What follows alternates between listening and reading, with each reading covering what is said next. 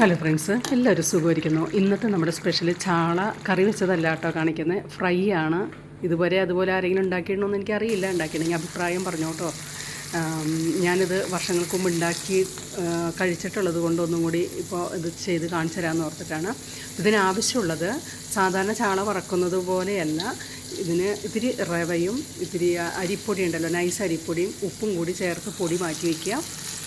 ചാള കഴുകി വൃത്തിയാക്കി അതിൻ്റെ അകത്ത് നമ്മൾ സാധാരണ ചേർക്കുന്ന അരപ്പുകൾ എല്ലാവർക്കും അറിയാമല്ലോ, അത് ഞാൻ പറയണ്ടല്ലോ. അതുകൂടാതെ അതിനകത്ത് ഇത്തിരി നല്ല ജീരകം, 2-3 തരി പെരിഞ്ജീരകം കൂടി നന്നായി ചതച്ച് ഈ അരപ്പിൻ്റെ ചാളയുടെ അരപ്പിലിട്ടിട്ട് നന്നായി പുരട്ടി വെക്കുക കേട്ടോ. അത് 15 മിനിറ്റ് നേരം കഴിയുമ്പോൾ നമ്മുടെ ഈ പൊടിക്കകത്ത് മുക്കിയിട്ട് നമ്മൾ തിളച്ചെണ്ണയിലേക്ക് കോരിയെടുക്കുക.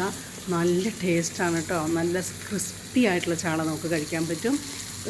ഇത് ഉണ്ടാക്കി നോക്കണം, അഭിപ്രായം പറയണം, കമൻറ്റ് ചെയ്യണം, സബ്സ്ക്രൈബ് ചെയ്യണം കേട്ടോ.